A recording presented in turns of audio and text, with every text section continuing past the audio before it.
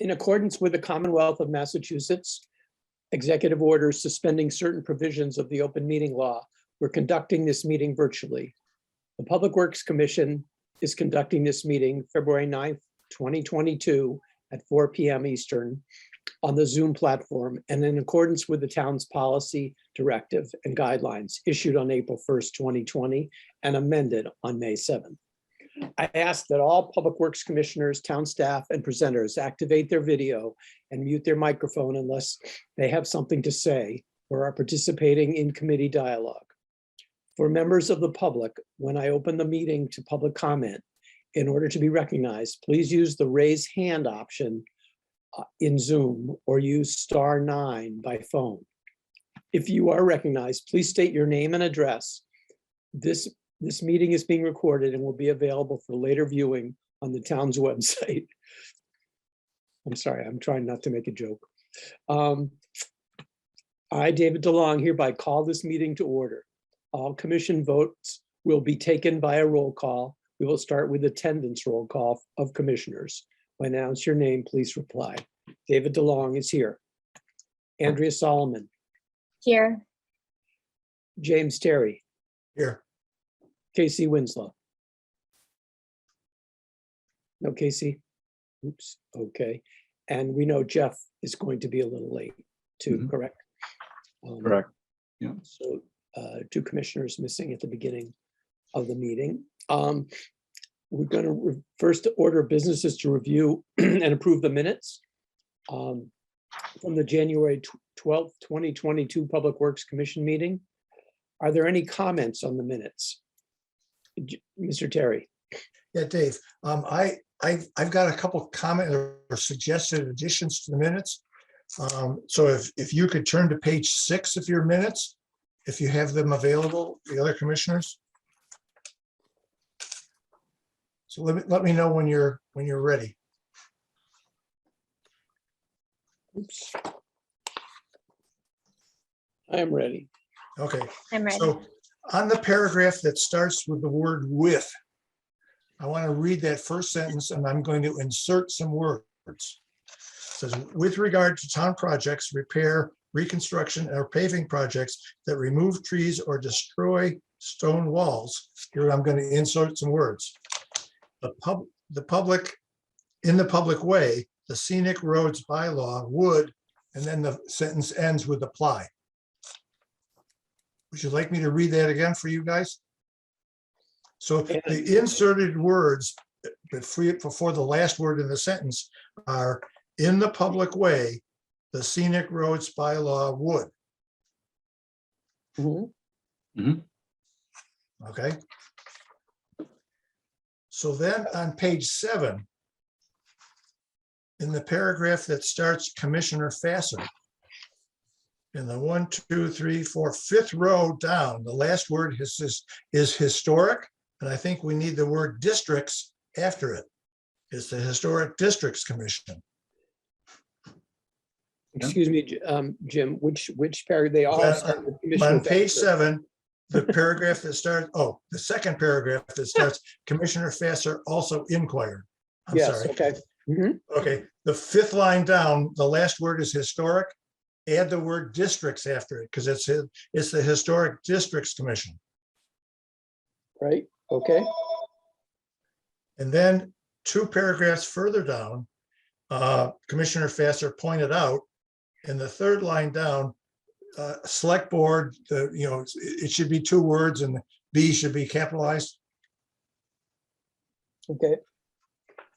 With those additions, I move that we approve the minutes of January 12th, 2022. Is there any procedure around Alan or Anna about making those changes? I've already made the changes, so as long as you vote that you accept those changes, that's how they will read. Okay. Thank you, Jim. Thank you for your thorough reading. Any other discussion or comments or adjustments to the minutes? So I move that we approve the minutes. We need a second. Need a second, yes, please. I second. Thank you, Andrea. I'm going to take a roll call for approval. David DeLong, aye. Andrea Solomon, Aye. James Terry. Jim, Did we lose? Okay, there we go. got an aye there. Okay. Okay, I think so. We have a quorum. So the minutes are approved for the January meeting. Now we turn to reviewing the calendar, future proposed meeting dates. Are there any issues or comments that want to be raised at this time around the meeting dates? Alan, do you want to review those or? Well, again, just to be clear, they're always sort of a plan. They're not inflexible. So if any of the commissioners have any questions or, sort of interests that may not appear, then, this is a good opportunity to hear. And fine. Looks like Andrea's got something to offer. Andrea, yes, please. So I was thinking, I wondered if we might think about moving our next meeting up because the select board is going to have a public hearing on March 8th about the scenic roads bylaw.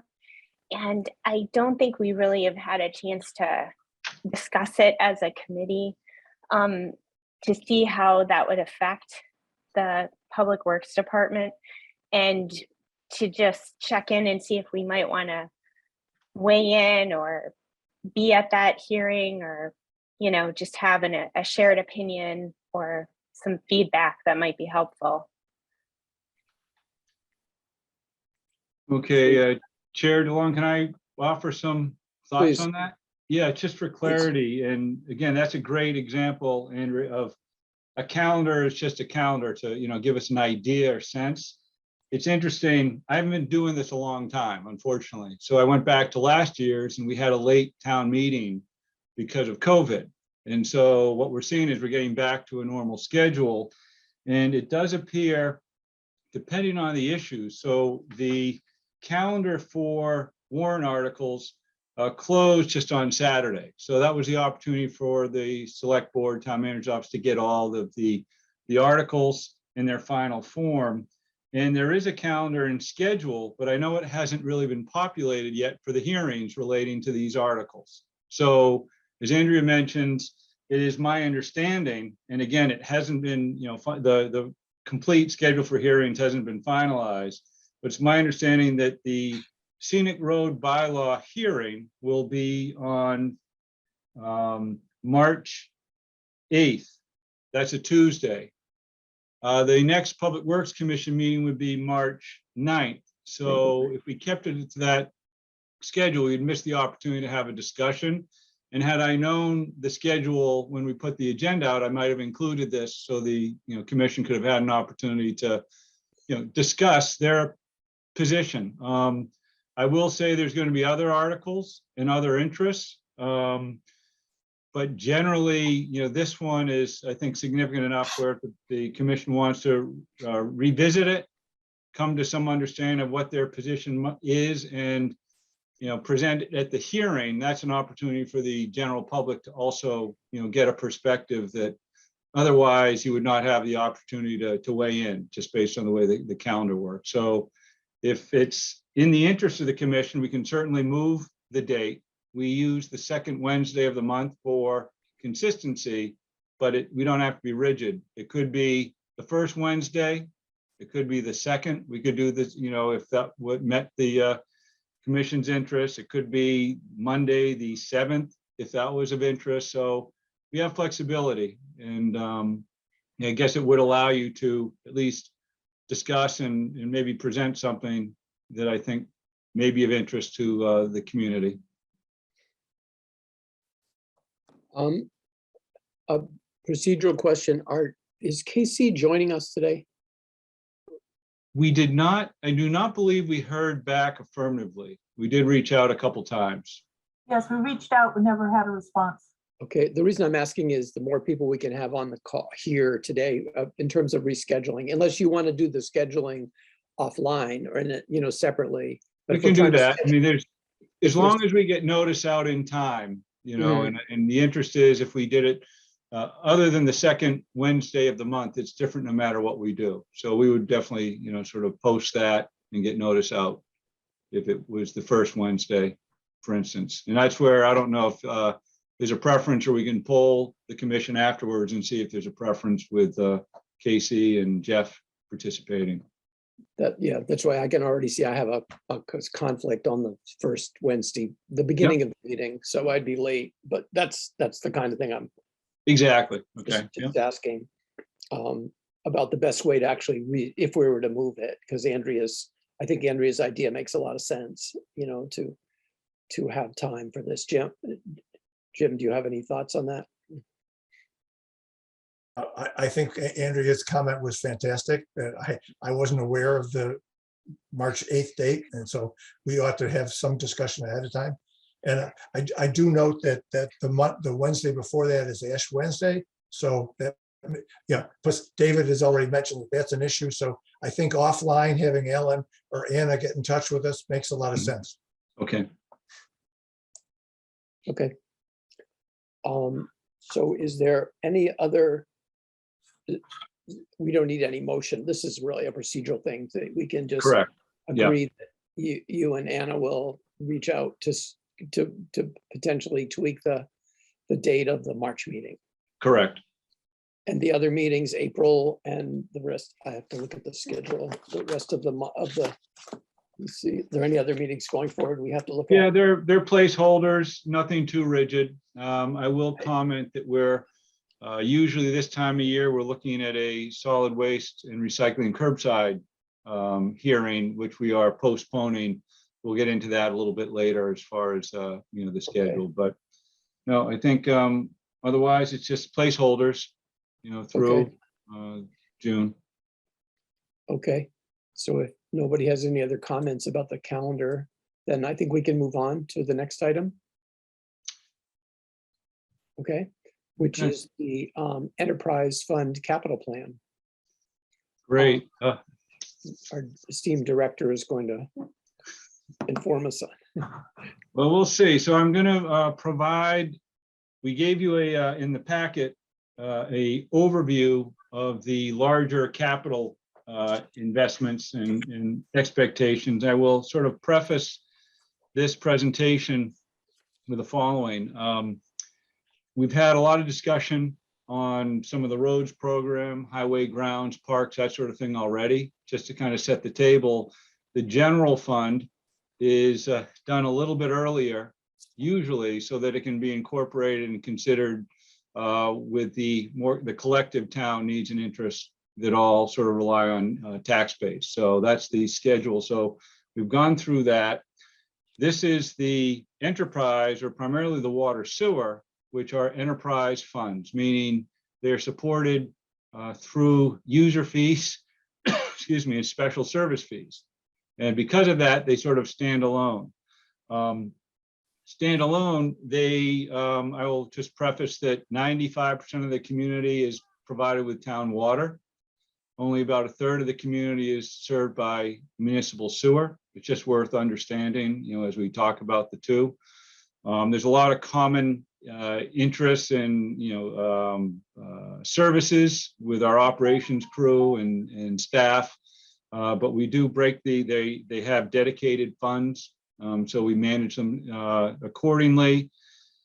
Unlike the general fund, we have historically used a 10-year planning horizon with both capital and operating, as well as revenue projections, to try and make sure we have a sound enterprise system. And it really allows us to be a little bit more thoughtful in the kind of not just the 5 but 10-year range for major investments and needs. So it's a little bit different.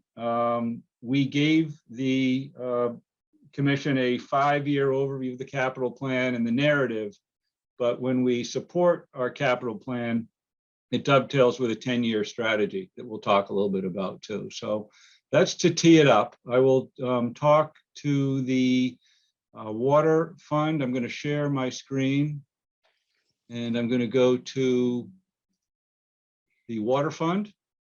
And basically, you're going to get a preview of what's going to happen at the FinCom with a some difference in the detail, but it's very important for the commission to understand what drives our costs and budgets and the significant investment. So this is the boilerplate language that we would use for the article that is required to get town meeting authorization to have the town manager be authorized to expend funds that we've been collecting through user fees and special service fees towards the water system. Our program is fairly complex as utilities. It's a little bit different. The drivers are not simply just community interests. They go beyond that. We need to comply with federal, state, regulatory, statutory requirements, both on all the water resources. They're increasingly important, and the implications generally mean higher standards, which trigger more investment in capital and higher operating costs, just as a general theme. Customer satisfaction is very important. Obviously, drinking water, everybody is daily. The utility needs with water and wastewater are daily. The supply and strategy of how we manage the system has to be not just for next year, but the long term. And some of our planning efforts are looking out 20, 30, 50 years. That's what we need to do when it comes to these resources. We're interested in maintaining and operating facilities and infrastructure according to standard practices and best practices. We attempt to do all this with reasonable competitive rates. It is interesting that these are, in essence, monopolies. There's not a lot of alternatives, so we have to answer to the community, and that's why the budget planning and investments are so important to understand. And then the other issue is the services that we provide are increasingly more complex, require different levels of sophistication and management. And so in this day and age, we're seeing it's a real challenge to attract and retain, quality employees. And I know we're not alone. We try to offer a good work environment. We try to offer, people who come to Concord appreciate there may be high expectations, but generally they're supported in what they need to do, and we get the resources to do it. But I know there's a lot of systems that are really, struggling out there, and Concord does have some workforce issues that we're trying to work through. On the regulatory side, I think primarily we've talked a lot in the past about PFAS as a cost driver. We haven't completely dodged that bullet, but we have been testing regularly our water supplies, and we've found, well, we do have traces. They are not at levels that are going to necessitate significant investment, at least based on today's standards. There are always emerging contaminants that we sample for, like PFAS. We continue to invest in security, both electronic, and physical site security. And then we have something that we know is coming down the pike with lead and copper rule. A lot of attention, if you're paying attention to the federal regulations, that we need to comply, and that's probably going to change a little bit of how we do things in the not too distant future. Generally speaking, our customers are very satisfied to somewhat satisfied, which is positive. With the level of service, we do occasional benchmarks and surveys that are done through the town manager's office. We haven't been updated yet to provide. I don't know if there was one in 2021. We'll find out, but at this point, we haven't been provided with that data. This is important. The demand, system demand is what you'll see is this is in million gallons of water provided to the community a year. And this is driven by a variety of customers, residential, commercial, institutional. You can see there's trends here. We've been, over the past 5 years, we've done a pretty good job, it appears, with conservation. and efficiencies. You can kind of see this in the total system demand. I mean, I can't say we've seen a significant change in our commercial base. Some communities, some urban cities are losing customers.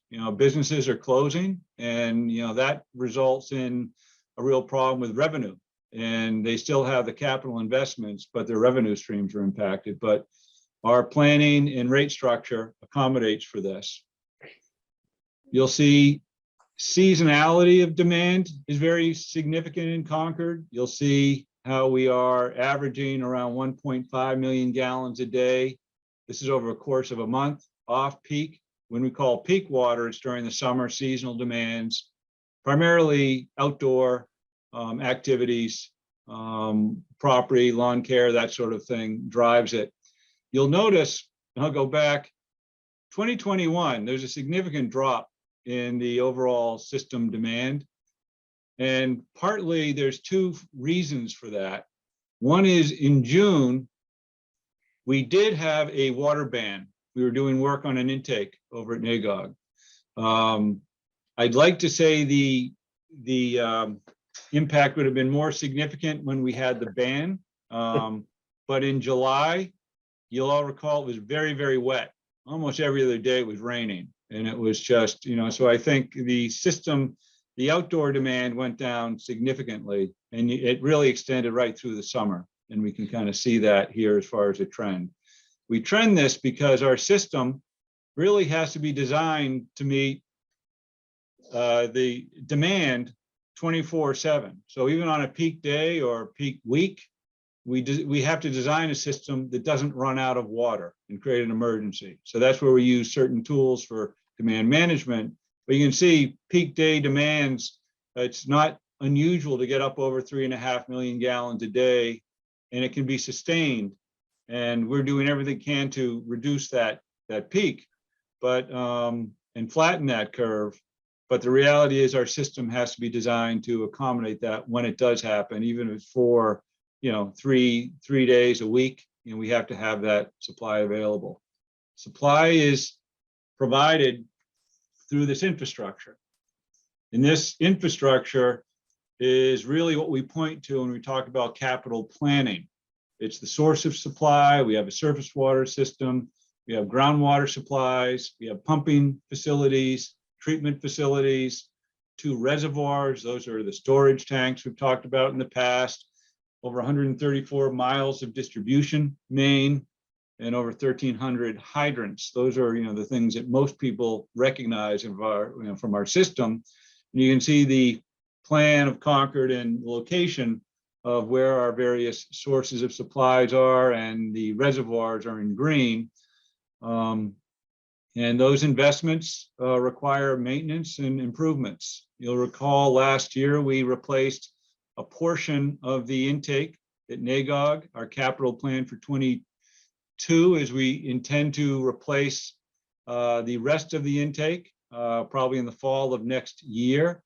Here's an overview schematic of the work that was done over the this past spring, summer was the area in red. This is what we call the deep section of this 16-inch intake. This cost close to $2.5 million to do this section. We're looking at about the same cost to do the remaining section. We're looking at technology of sort of lining this. The original plan was to dewater this cove and replace the pipe, what we call like direct bury, like you would do out in the street. But we're looking at an alternative technology to be more less invasive, to the cove, and also consideration of cost and schedule. So that's a big initiative that will be taken on in the fall. This is up at NAGOG Pond. Our wells, when we talk about groundwater wells, I think I've shown you some pictures, in the past, but basically these are 24-inch diameter borings into the ground. They can go 50 to 70 feet, depending on, into sand and gravel. There's pump systems that are associated with it. You can see the equipment that's involved to install, and similar equipment to refurbish and recondition these wells. They require maintenance. So there's always cost to install the infrastructure, but the maintenance is not incidental. And, you know, the pumping equipment, the motor, the pumps, controls, you know, they have useful lives of anywhere from 7 to 10 years. So when you do a cleaning, you often end up with an investment need to upgrade, you know, that infrastructure. Some of these wells, unlike a private well, are running 24/7, you know, for, you know, hundreds of days a year. So they get a lot of wear and tear.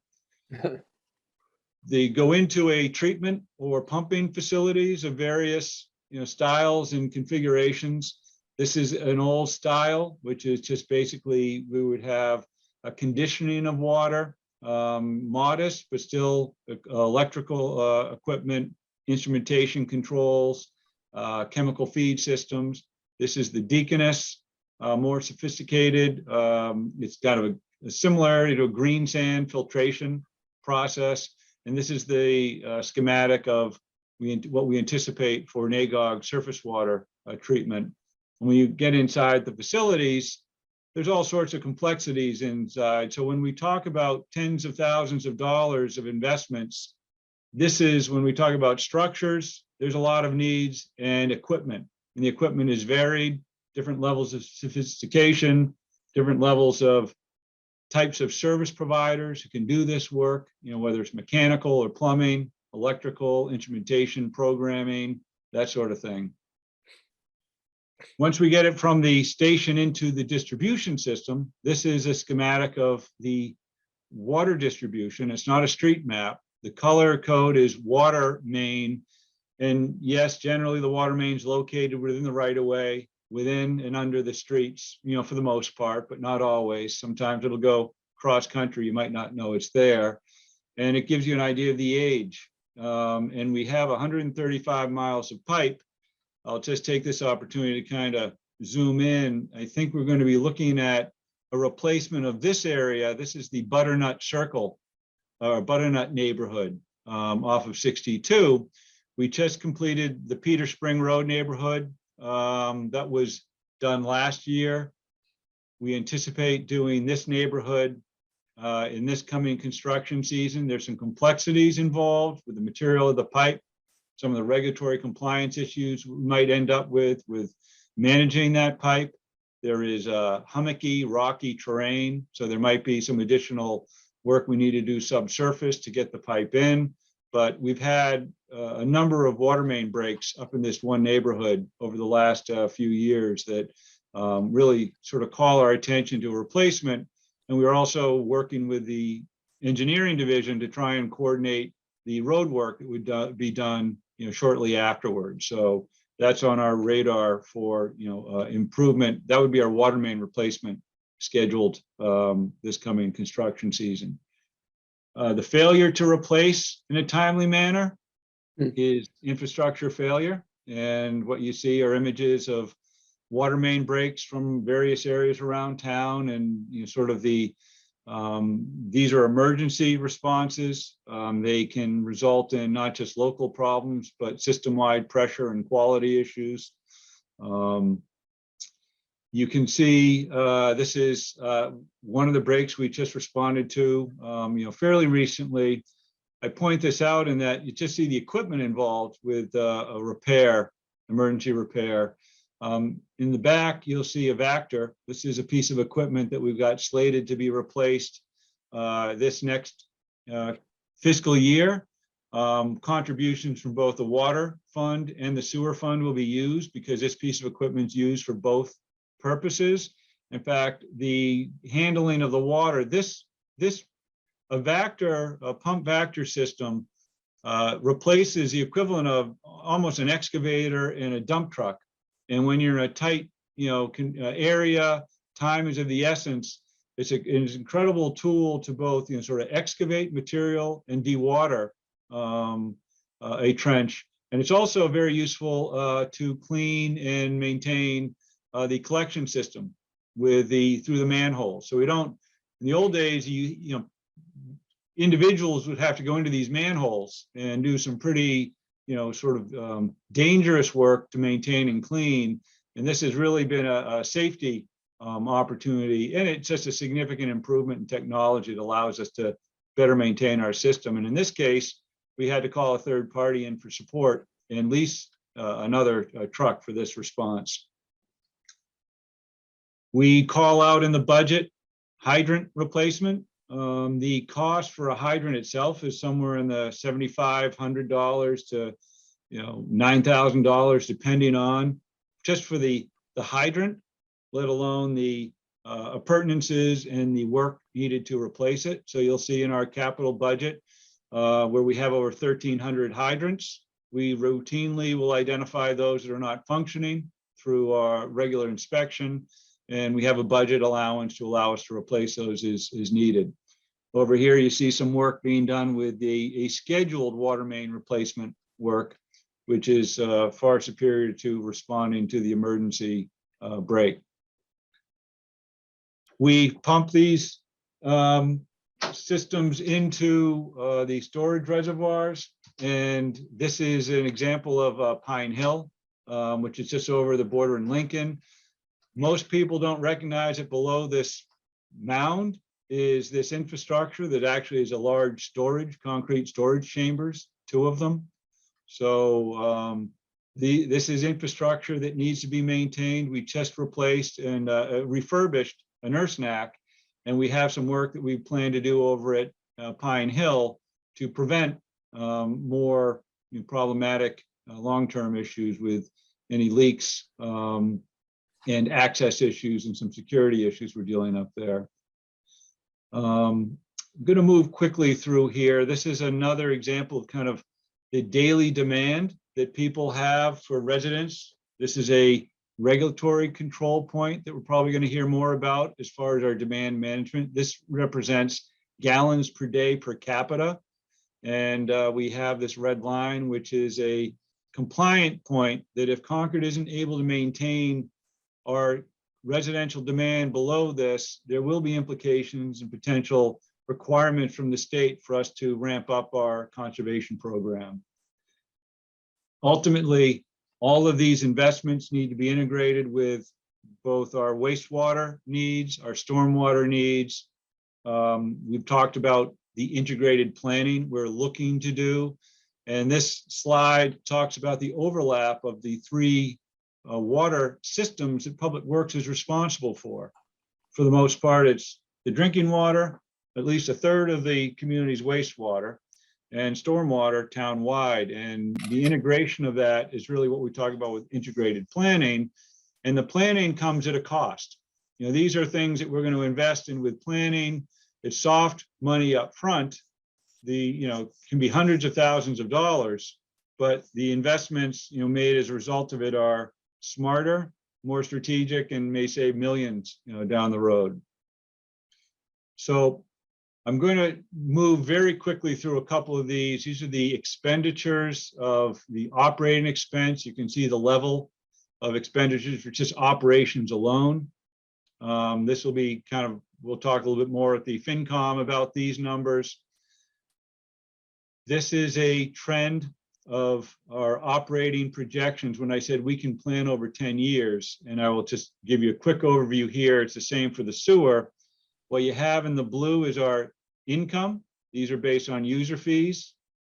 You have operating expenses, which are in the kind of rust color. I don't know how it's showing up on the screen. Our income is more than the operating expense, but we also have to account for debt as an enterprise system. So you see the debt here, and the combination of the debt, operating expense, operating income results in our net income. And you'll see, well, our net income drops, and it's anticipated in 25 through 27. It's going to drop because you're going to spend a lot of money on a treatment plan over at NAGOG. And so that's part of the new debt that we're going to incur.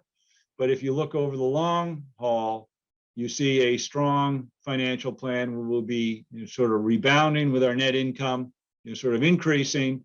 And this 10-year window allows us to map out sort of a lot of what ifs, so we can make some strategic plans as far as where we're spending money and why. And the debt is primarily driven by the capital plan.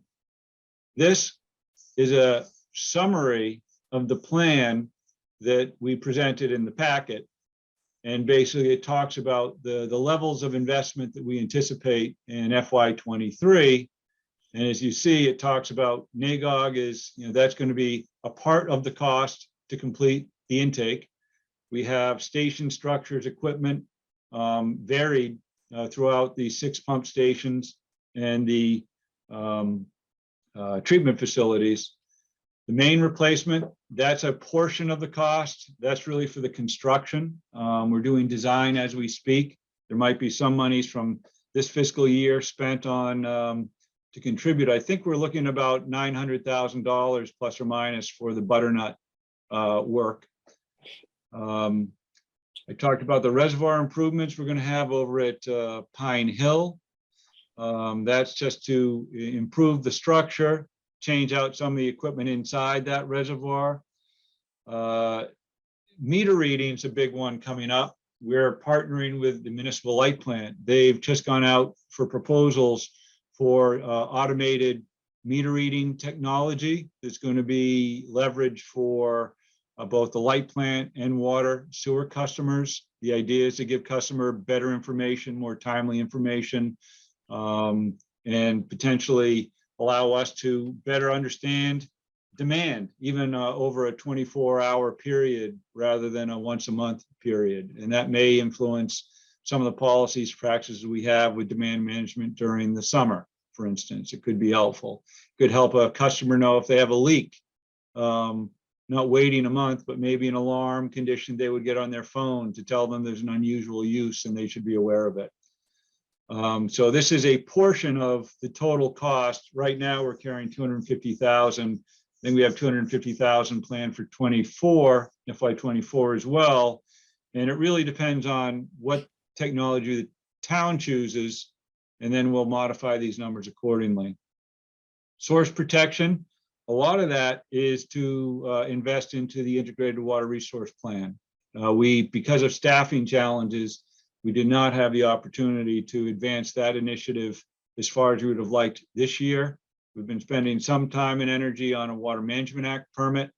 We've been doing some work and partnering with the engineering division on the stormwater activities and compliance with MS4. But our goal is to really provide outreach and identify stakeholders and interested community participants so we can get a system that's inclusive of all the interests, from utility to environmental protection to climate and resiliency interests and those sorts of things. That's basically, this will explain, I guess, the 10-year fund balance. People always ask, and you'll see when we go to the FinCom, we maintain a pretty heavy fund balance. We're over $10 million in reserve. And there's always a question of, why do you have so much money in reserve? And the reason is it's offset by our anticipated capital investments over the next 10 years. The single greatest investment we have is NAGOG, for treatment, surface water treatment. And we're sort of wrestling through that.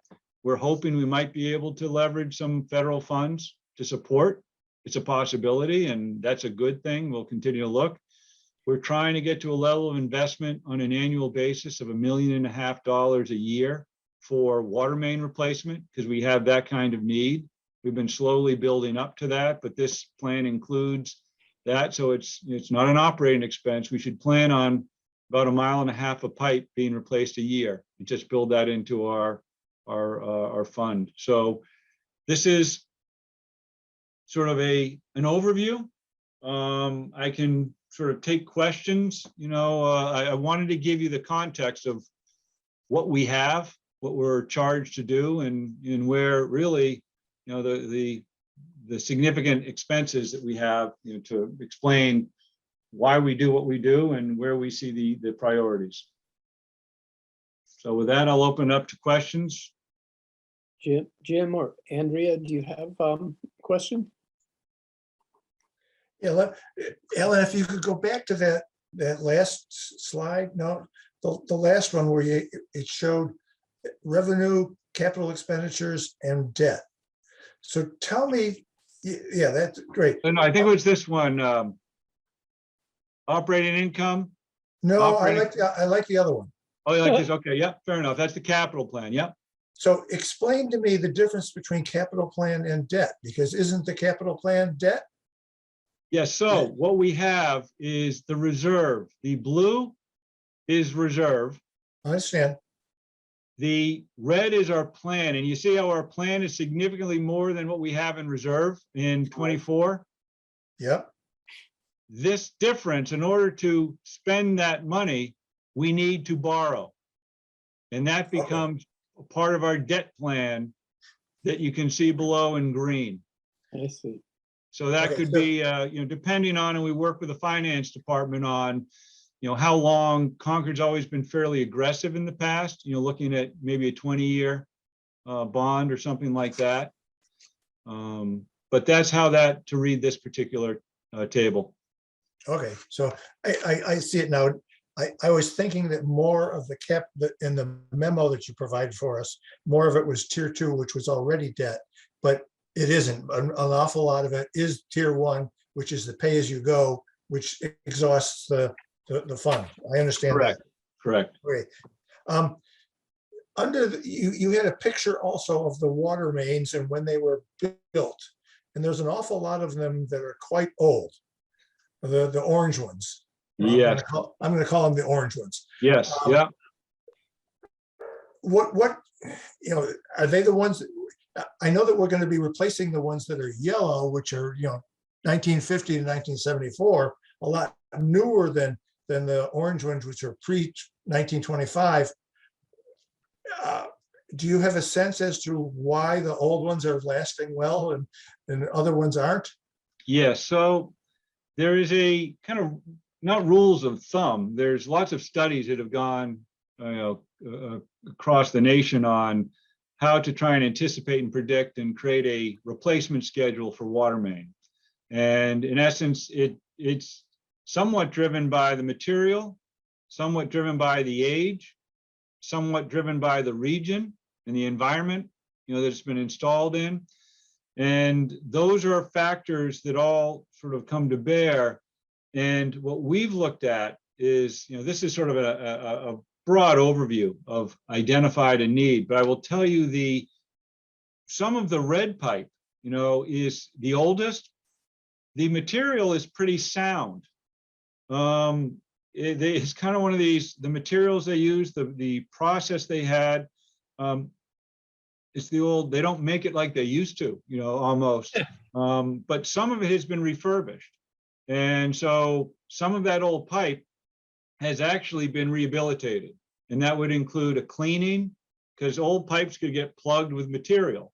And that was not uncommon, especially when it was unfiltered surface water, which was historically what these old pipes served. But then you can clean them and then line them. In the past, it was cement lining. But today people are starting to look at liners, sort of with, different materials, much like they do with the wastewater collection. But it doesn't necessarily mean it's a problem. It's a question of, sometimes we dovetail ours based on the history of breaks, the type of material. I know up in Butternut, for instance, it's very wet, hummocky area. I know the material can degrade quicker when it's always submerged from the outside. And we've just known the history of breaks. We've had about, I think there's somewhere between a half dozen and 10 over the last 10 years. And so it's just frequent enough where we know it's all the same age, same installation. We know the road work needs to be done, so we prioritize that to replace it. It's when we get to a point, I don't know where we'll be in 20 years, but I know we will be at a level of investment that's probably as good, if not better, than most of our surrounding communities. But that's only based on the fact that we're able to get rates to the point we needed them, so we can then start replacing this infrastructure. And if techniques and technologies improve that keep costs down, we'll be able to leverage it. But it's not just science and it's not just art, it's a little bit of both to prioritize. Interesting. Andrea, do you have any questions? I don't. It's very interesting though, and I appreciate it. Sure. Well, Jim sort of asked my questions, but I have one other one, which is from a process standpoint. Alan, can you explain to us what your task is, or the task of the department is in getting this budget approved? You've been sharing this with us today, which is very interesting, but now you going to FinCom with this, or what's the, because I realize this doesn't involve tax dollars, right? That's right. So what is the process here for keeping this thing, a whole thing moving, and keeping the water system funded? in this whole Okay. system? So first and foremost, it's, welcome to Concord. We like to be transparent. We like to share what's going on and why. So that's step one. The Public Works Commission is our policy and rate setting commission. And so it's important to understand the operations and needs as we go before the town to get this particular article passed. And basically it's town meeting to say, we authorize the town manager to expend these funds. So the Public Works Commission is kind of guidance and, not just support, but understanding of what we do and how we do it. But that's why I'm giving the overview of what is entailed. Staff is responsible for pulling together a budget. And if I were to show you some of these trends, or, the worst case is, let's go down to that. If we're not sharing where our next year's budget is taking us, Yep. You don't know what's happening. You're sort of, are you on board? And I'd suspect you might say, well, what's the big picture? So we've customized this assessment over the 10 years to allow everybody, the commission, primarily staff, we got to manage these things. We got to plan for these things. We got to prioritize to know where we're headed. And because it's an enterprise, there are certain enterprise principles that the town manager and finance director are going to expect we're following. So we get support and guidance from them as well. So it's really information, but ultimately it's the article at town meeting that authorizes the town manager to expend funds that have been collected for these purposes that I've described. Right, and the funds that are collected as user fees, right? Not as taxes. Correct. They are Yeah. user fees and special service fees relating to the water system, and they are put into a water fund and or sewer, and there's two funds, and I'll explain that in a second. Okay. Thank you. Okay. Any question? You want to open it up to Yeah, sure. At this while I'm time, on water? if the commissioners don't have any further questions, I'll open the discussion up and invite anyone else to raise their hand or make themselves visible to me in some way so that I can answer a question. I'm not seeing any raised hands at this point. So, Nancy. Yes, Nancy. I don't have a question as much as I have a comment. I am learning so much from these. Identify yourself, presentations. Nancy. Nancy Nelson, 1695 Lowell Road. I'm just learning so much from these PowerPoint presentations, way in the weeds, Alan, but great in terms of explaining the complexity of what you do. And it really, really is excellent. Thank you. Thank you. Dave, Rod Rydell has a question. Oh, yes, Mr. Rydell. Thank you. Rod Rydell, 324 Main Street. Alan, could you just tell us the source of the funds that will provide the debt? Is this something that is part of the Proposition 2.5 budget, or is this something which that debt will be added to our borrowing that is outside the scope of the 2.5 budget? That will be determined when we go for that request to town meeting. We haven't done that. We're not going to this town meeting asking for any new debt at this point. It'll probably be next year where we'll be in a position. And then at that point, we'll work with the finance department to figure out how it's bundled and managed. And what I'd love to say is there are opportunities, and I know this is a little bit pie in the sky, but given the federal funding and given the needs that we've identified and are positioned to move forward with, I'd love to say we can ask for, or may need less of a request, or maybe the debt request is something that's just going to be funded through or supported through SRF, the State Revolving Fund, or something. But the financial models haven't been really finalized at this point, but we know the level of capital that's going to be needed, and how at this point how we're planning for that. Thank you. Okay, any other comments or questions from the public? I don't see any, Dave. Not seeing it. Thank you, Anna. Thank you, Alan. I think that concludes this section of our agenda Nope. today.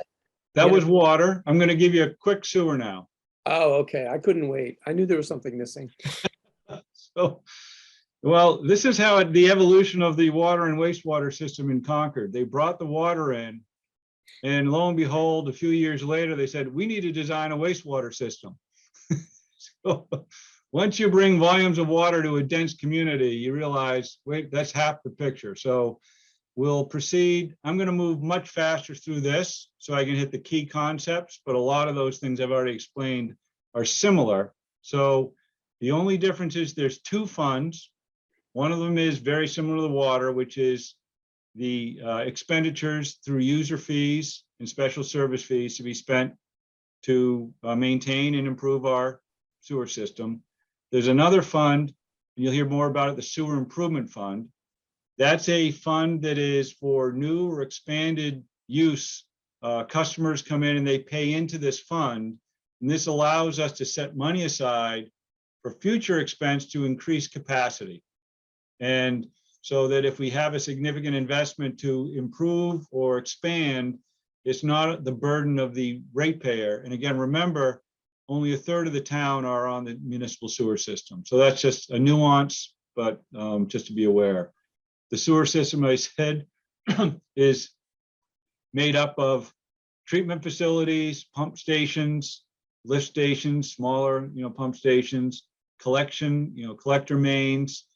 These are primarily gravity, and just over 900 manholes.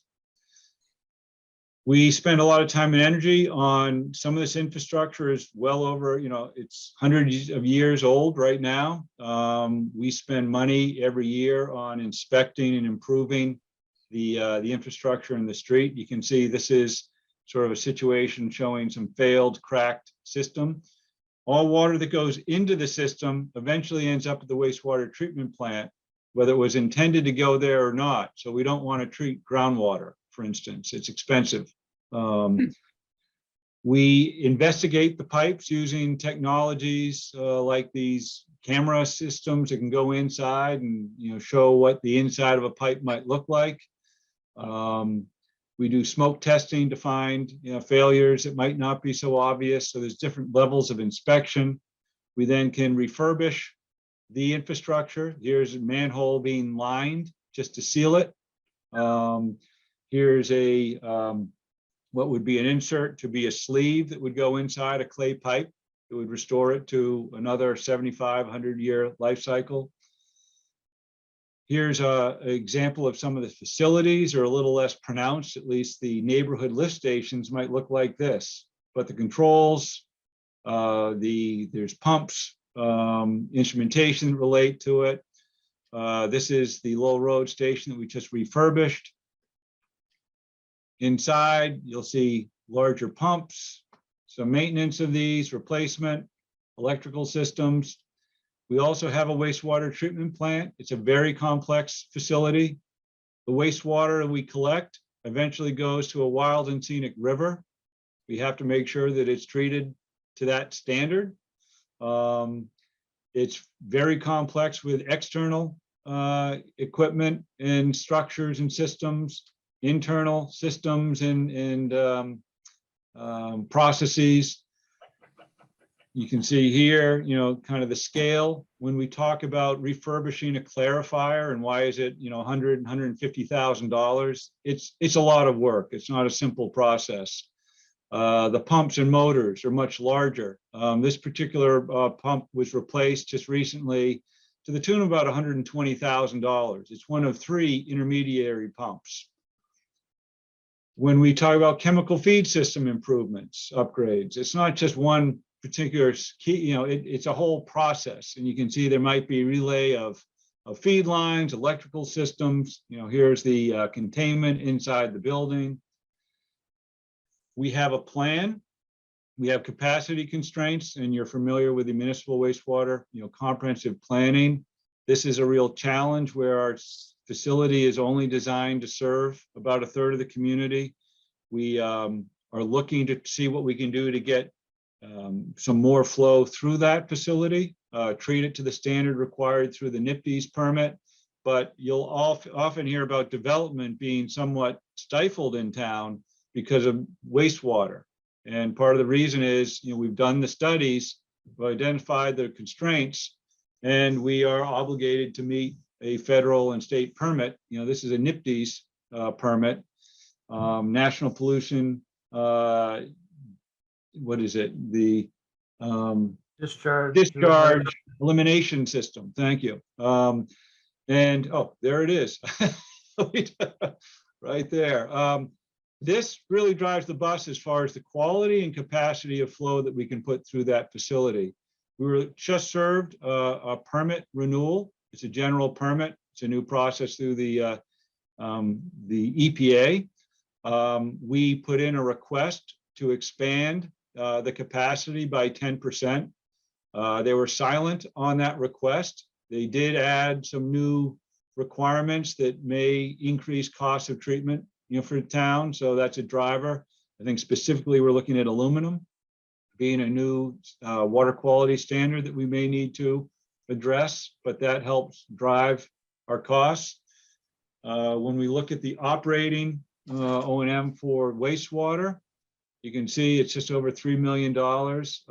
There's contributions from the, that we provide to the general fund. I didn't mention that before, but any of the services outside the sewer direct, for instance, finance, town manager, planning, we provide different contributions for their support to this enterprise, and that's considered part of it. And then depreciation is another important element that we always have in our plans. If we didn't depreciate, we really wouldn't be telling you what the full cost of service is going to be.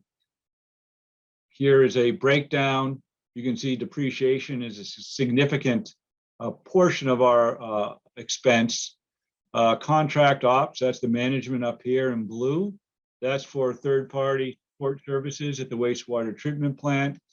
And then you can see the apportionment of some of the other services through personnel, purchase material. So that's the overview of the sewer fund. When we look at the operating projection over 10 years, you'll see what's different. What's notable here is you don't really see a slight drop in net income in FY 27 to 30. We anticipate, and you don't see debt here at this point. The reason is we believe we have a good, I'll go to the capital plan. We have a healthy balance in our capital. We anticipate our plan is going to increase. We did the last overhaul of that facility, the wastewater treatment plant, back in 2007. So it'll now be sort of reached a time where we're probably going to be doing significant replacement of some of the equipment in that. So we're anticipating that with our capital plan. But what you don't see is we will not be required to go out to debt in order to do that. So that's important. I'll go back to, this is a snapshot of where we anticipate spending the bigger money in capital. You'll see the meter reading, component. That's in addition to the water work.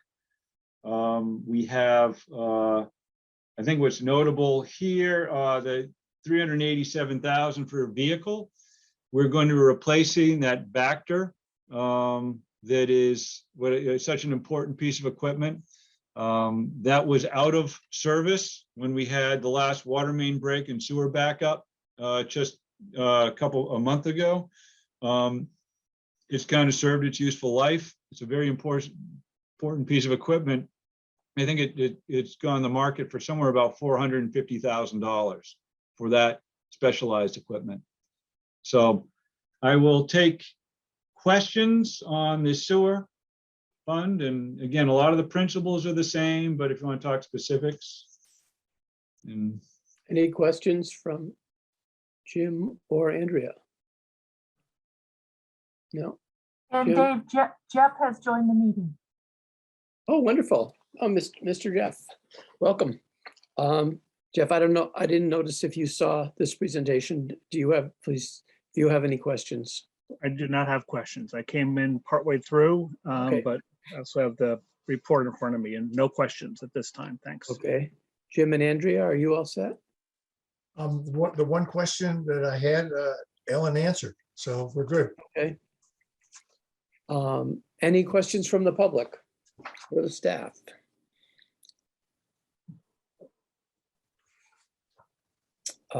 Not seeing any questions. Anna, am I safe here? That's correct. I do not see any. Okay.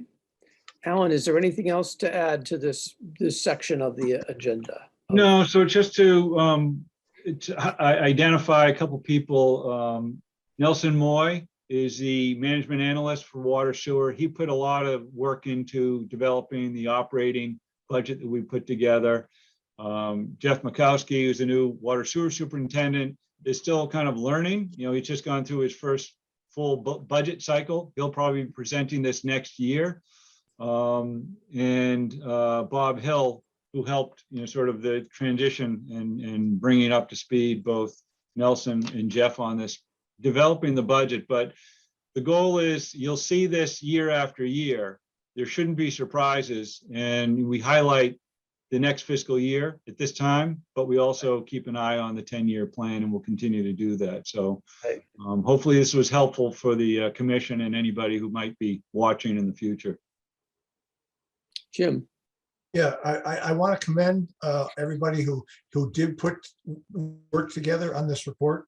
It is comprehensive. It's more than we've ever seen before, and I think it's a good start to having this kind of information every year. Great, thanks, Jim, and I second that.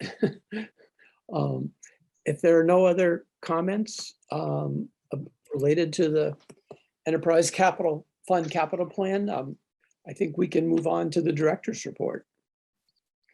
Okay. I will share the screen again. Go to, I think I'll.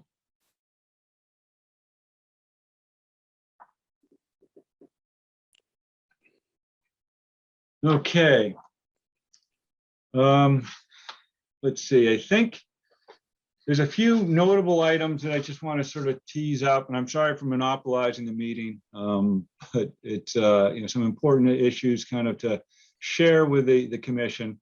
Want to just acknowledge a few sort of long-serving members of Public Works who have been recently retired or move on, depending on their life circumstances. But Paul Reinhardt, management analyst for over 25 years.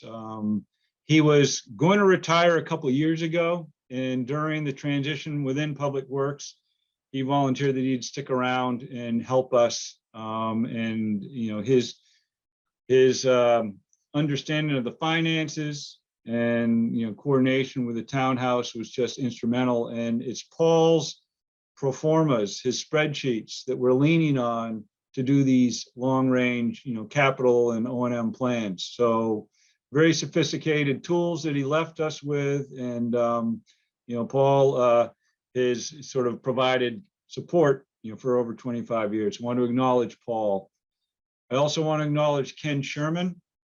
He water sewer system maintainer for over 14 years. Incredibly, talented, mechanical aptitude. He was a master with the Vector that we had, but he has, for his own needs and reasons, has moved on. He'll be working out more in central Massachusetts, closer to where he lives. But Ken was just a real valued employee, really dedicated. And then finally, Alex Wallstrom, a senior environmental and regulatory coordinator. was with us for 10 years. Alex had done a lot on the drinking water side, water quality compliance area. And in essence, kind of interesting, her moving on to take another opportunity in the industry. So fortunately, the industry hasn't lost her, led us to a reorganization. Because of some of the challenges we had with the new staffing, a new superintendent, water sewer, relatively new management analyst, and a new regulatory coordinator. We had a gap when Alex left that I was able to reach out and look internally to find someone who could actually help us through the transition. You all know Melissa Simoncini. Melissa had done Alex's job. And so because it's so important with the drinking water and regulatory compliance aspect, we couldn't afford not to have someone, with that experience, step in. So Melissa volunteered to do this. We have this temporary reorg right now within the department, but Melissa Simoncini has stepped up to, help out on that front. While she's doing that, her workload on the solid waste recycling and curbside collection has been assumed by Aaron McCloskey, Justine St. John, and Eric Shaw over in the Highway Grounds Group. And they have volunteered to step up, take on some additional duties to help us through. So I just want to let the commission know that. It's been a challenge, but the staff has been more than up to, kind of stepping up and repurposing and focusing their energy and skill set. And I'm pretty pleased to say that this, well, it was a need out of, something I wouldn't have, wanted to go through. I think we're pretty strong and we got the right people doing the right thing. And it does affect some of our operations productivity, but I don't think we're missing too much. It's just some of the challenges with some of the newer initiatives we might be, trying to, work through. But with that, I thought it was important just to acknowledge some of the people who were kind of with the department who aren't here now and some of the new roles, responsibilities. With that said, when we took these trash recycling and started looking at a new home for the management, I also want to call attention some of the needs we're finding on the campus. The services of our trash recycling are expanding. And what we're seeing is this site, because people have gotten used to the drop-off, swap-off, where they can bring materials here, they can bring light bulbs here, styrofoam. It's gotten confused with a bit of a transfer station. And unfortunately, we don't have the resources, facilities to accommodate it. And when you look around, you'll note just the change in behavior. And it's obvious, there's a lot more cardboard out there, a lot more need. So when you look on campus, people bring cardboard and we might see some styrofoam that has been left as a gift. And this is a working, sort of operation area. And what we found is there's a lot of traffic, a lot of demand. So we're in the process of evaluating, maybe we don't have the right model. Maybe this model has kind of outgrown itself where we're collecting this in the way that we're doing. So we're trying to explore what we can do with the campus. We have a fleet that is, hundreds of thousands of dollars of equipment that isn't stored properly. We don't have real good site security or controls on the site. So we've been evaluating, with the operations group to say, with the change in our recycling management team, with the operations needs, maybe we should take a time out and just take a reassess kind of what we're doing on the campus and the services. So there's no major announcements to make, but you may see some changes coming, with the new group and kind of how we think about this. So just wanted to kind of let the commission know we're looking at the campus. Here's some other equipment and storage areas around the campus that we're just trying to, better control. You can see some of our, larger fleet. It's out exposed to the elements year round. And, with that, we're trying to get a better handle of it. I will introduce, is Aaron McCloskey available to sort of take us into the director's report? Yes, good evening. All right, hi, Aaron. Hey, Aaron McCloskey, Highway and Ground Superintendent. Good evening, commissioners. This first slide, first couple photos here. So the compost facility located at 755 Walden Street, while it's closed for the season for residents to utilize, drop off yard waste and pick up compost, or we do open it for special events following the holiday season. Obviously, in town, lots of gifts are received in exchange, and that generates cardboard and also styrofoam. So the photo, Alan just showed of people dumping styrofoam off here because it was in the cardboard box that they received from somebody. We would encourage people to utilize other disposal methods. And one of those is that we collect that cardboard here at the compost site. It opens up on a Friday and Saturday, the 2 weekends following the holiday season in early January. There are bags that residents could purchase, fill up with the styrofoam, and then drop off at this sea container, and then the town disposes of that. During the same event, we also collect holiday lights and also Christmas trees. So folks can drop those off, and that's a photo on the right-hand side of pilot trees, and one of our chippers and chipper trucks and our crews will then chip those on site to dispose of those trees. The compost site, it's a multi-use facility, if you will, seasonally. One of the reasons we close in the wintertime is because we utilize it as one of 2 snow dumping facilities. During snow events, we will haul snow from all the municipal public parking lots in the town, and that snow that's accumulated in Concord Center gets hauled to this facility in Walden Street. This is a photo of that. This is one of our loaders here. It's actually up for replacement on the capital plan. It's a Volvo loader. You can see here it's been busy post-storm, pushing up the piles to make room for the next storm. We have another snow dump. We have essentially a MOU agreement with the Commonwealth Department of Corrections, and they let us utilize part of their parking facility on West Concord. So all the West Concord parking lot snow is hauled to that location as well. Crews have been busy since our last commission meeting. We've had a couple of significant weather events. A couple of weekends ago, we had 18 inches of snow during the blizzard of 2022. And then also this past weekend, we had a pretty significant mixed precipitation event with rain and freezing rain and sleet and snow. This is a photo of our crew post-storm activities. You can see the plows are, the roads have been plowed down to asphalt, but a lot of the sidewalks require some significant handwork. A lot of our sidewalks are not wide enough for our pry-off sidewalk plow machines, and that requires us to do hand cleanup and hand work. You can see here these are some of our park and tree team out with snow blowers, shovels, manually clearing some bridges. This one's maybe Elm Street, possibly. Bridge that we're clearing it to try to make sure that it's safe for pedestrian traffic along the roadway. Following large snow events, we'll do overnight snow removal. Kind of provide a description of that in November during our winter maintenance presentation, but we did a snow removal last Tuesday evening. This is 2 of our contracted pieces of equipment. It's a loader and a triaxle truck being loaded with snow.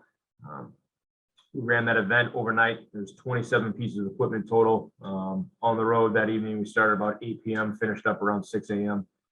These are two contracted loaders here. You can see them moving piles of snow. This is a photo up at the Knoll Sleepy Hollow. One of our equipment operators in the mini excavator digging a grave. During the wintertime, funeral operations, they don't stop. We continue, we inter we have interments throughout the winter, regardless of the season, even if it's frozen. We'll work on thawing the ground, and so this is just a photo from one of the preparations of a single grave lot a couple weeks ago. Thank you. Yeah. Okay, we'll bring Steve Dukran on board. Steve Dukran, town engineer, to talk about some of the engineering initiatives. Yes, thank you, Alan. Good evening, commissioners. My name is Steve Dukran, town engineer. Before we get into the couple of slides that we have here, I wanted to mention we have a report that contains a lot of work that's been done by engineering staff this time of the year with the winter shutdown and construction. We do a lot of planning and design, other types of reporting and so on. Also need to mention that we are down one staff engineer, 1 out of 4. So it's always tough to try and pick up that slack, but we are trying to manage. And in so doing, want to talk about this slide. This is shows the school zone sign over on Old Marlborough Road that was replaced recently. The project started in the fall and it had to wait for equipment to come in, but this was the final installation of that project, which included not only these school zone signs, but also some speed measuring radar feedback signs on Old Marlborough Road, as well as improvements to 2 locations where the Bruce Freeman Trail crosses the street, one near Upland Road and the other is at the Williams Road intersection. Also, that project was funded by grant, a shared street grant. Okay. This slide, we wanted to show the work over on Commonwealth Ave between the railroad tracks and the Harrell Street extension. We've discussed this before, but wanted to just highlight the existing condition photograph that you see there. The plan below shows the improvements that will be constructed later this year, starting hopefully in the spring. The concrete sidewalks are going to be fully reconstructed and the crosswalks are going to be improved. We are going to be putting curb bump outs at those 2 locations. Those will improve the sidewalks by bringing the pedestrian closer to the street so that the approaching vehicle can see the pedestrian because of the parked cars today will be the parked cars that they are blocking the pedestrians. And it also lessens the distance that the pedestrian has to cross. What we don't show here is also some improvements being done at the Church Street, where Church Street comes into Ave. We're adding a crosswalk there as well. This project is going to be put out to bid with the roads program, which is also going to be reconstructing the street from the railroad tracks all the way to the Henry Dunn Square.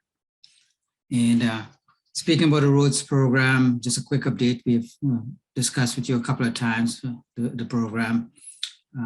Quick update on that. We have 4 contracts that we're putting together. One on preservation treatments, the second one on cold in place recycling. The third one will be the traditional methods of mill and overlay and reclamation reconstruction. And then one on crack sealing. We working to get all of those done and put out to bid before spring. So we have construction starting as soon as possible when the weather allows.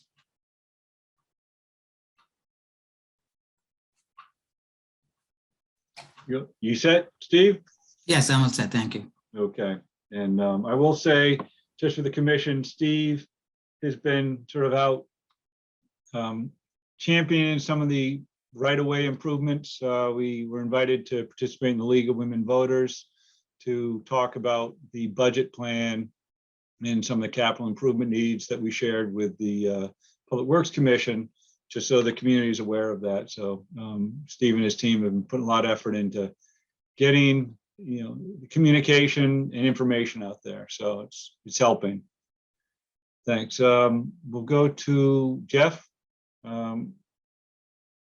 You available? Yes, thank you, Alan, and good evening, commissioners. Alan mentioned, I'm sorry, Jeff Morosky, Water and Sewer Superintendent. In the capital presentation, Alan mentions the periodic maintenance we have to do on wells. The reason for that is over time, there's wear and tear with the mechanical elements of a pump motor, pump, the shaft, the bowls and so forth. that can wear down over time and contribute to a reduction in the flow capacity that we're able to draw from a given well. And then also as water is drawn through the aquifer and in through the gravel packing that surrounds a well screen, we can have incrustation that forms both in the gravel packing and also in the well screen. And that can further choke the capacity of a well and its ability to produce water that we're drawing upon. So when that happens, we do periodic well redevelopments. And in this slide, previous, Alan, if you don't mind, our contractor DLMR is accessing the well and pump through the roof hatch in the building. It requires a crane to be able to access the well and pump and be able to pull it out to do this maintenance work.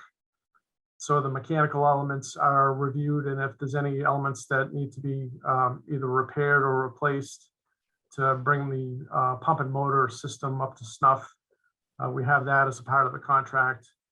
And then there's also a process of cleaning the well, of surging the well column, a chemical solution that helps to remove that incrustation that helps us to restore the flow capacity of the well. So that's been taking place at the White Pond well site.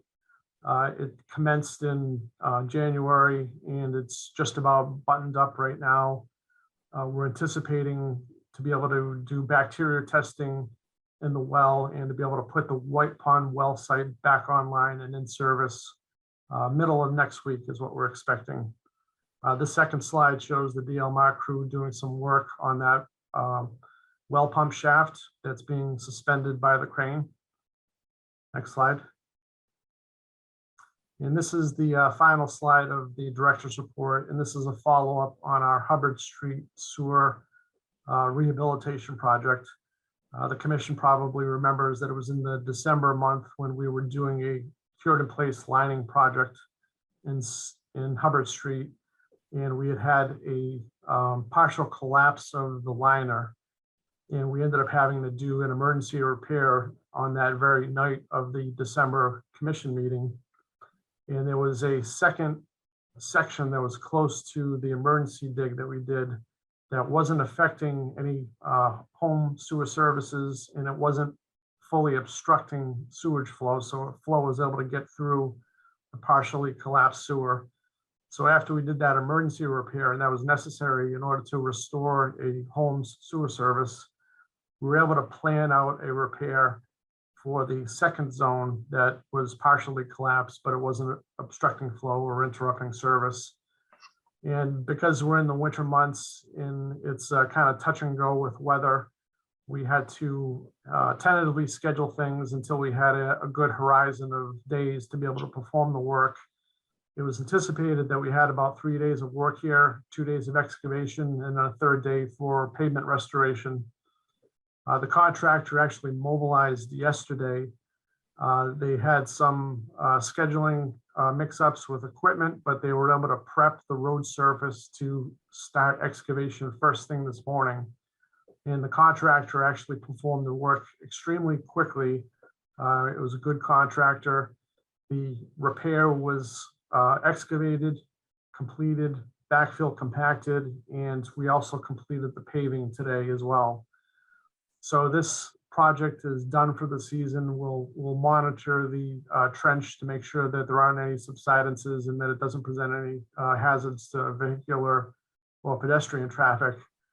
But at this stage, we're anticipating that the sewer work that's necessary to precede the roads program paving of this project area will be ready for the 2022 construction season for the roads program. Okay, thank you, Jeff.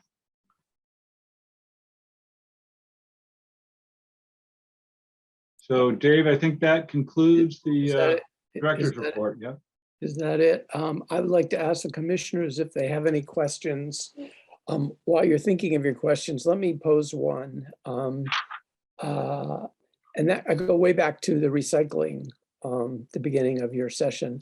I have to say the photo of the cardboard recycling with the styrofoam is troubling. That really is concerning, and I applaud you for thinking about rethinking the model here. A couple of thoughts I had was, one, it's kind of reflects two things. One, the trend, the pandemic trend of everybody staying home, buying stuff at home from home, doing, e-commerce, and the general trend in society of doing more of that, particularly in a community like Concord, where I've got a garage full of this stuff. You can come, my wife and I, my Father's Day present every year is getting that broken down, those boxes from Amazon. And this trend isn't going away. So I certainly applaud you thinking about that and how we can create some economic, incentive or incentives and behavioral change so that people don't keep going down a wrong path in this area. Mhm. So my only thought on that. Jim, did you have a comment? Yeah, a question back when you were talking about the sewer capital program, Alan, you mentioned that you'd gotten your EPA, maybe that's the wrong approval, Yeah. but that you had asked a question about expansion of capacity and they didn't respond. So my question is, what does that mean to you? Great question. So there's a process where you submit a renewal application to EPA and DEP. We actually have two different authorities that oversee Massachusetts, permits, discharge permits. And in that application, you can present a case of, requiring, additional flow, which we have done.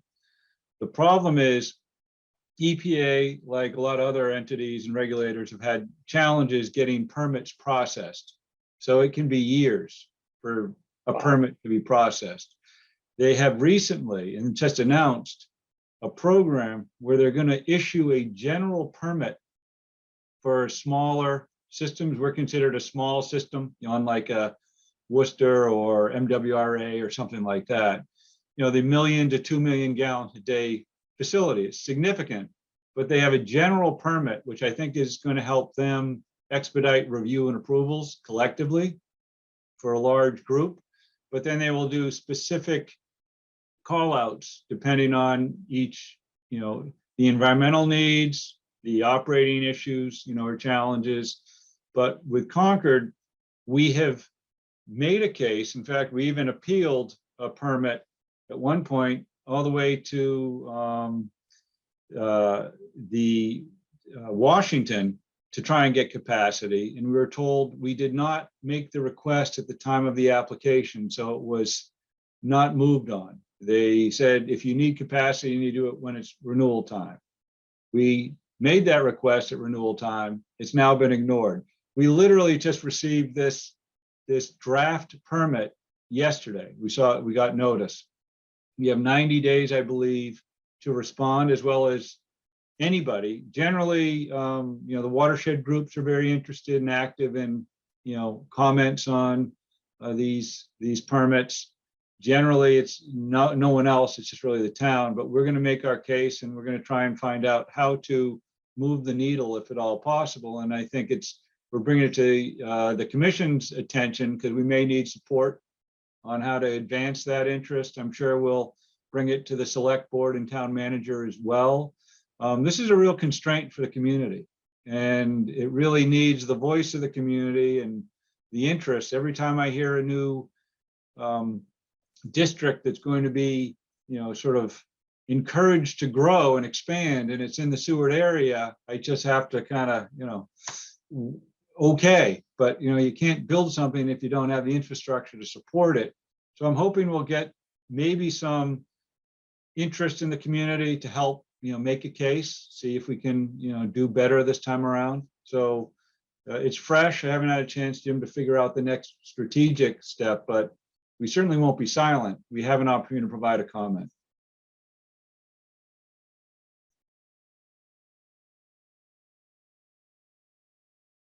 Dave, you're muted. Sorry. Andrea or Jeff, any questions, comments?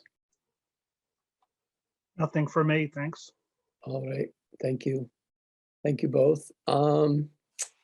So I think I can invite the public if there are any public members here. Do they have any comments or questions?